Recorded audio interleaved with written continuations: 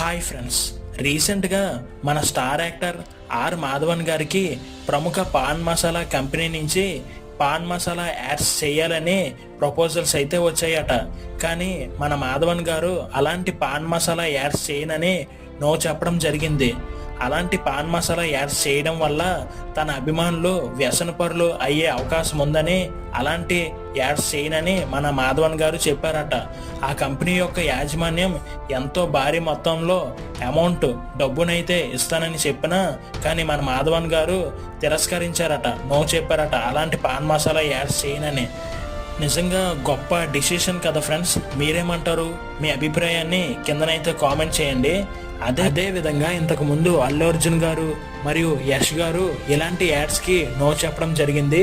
ఇప్పుడు మన మాధవన్ గారు కూడా ఇలాంటి పాన్ మసాలా యాడ్స్కి నో చెప్పడం జరిగింది. ఫ్రెండ్స్, మరిన్ని అప్డేట్స్ కోసం ప్లీజ్ సబ్స్క్రైబ్. Thank you.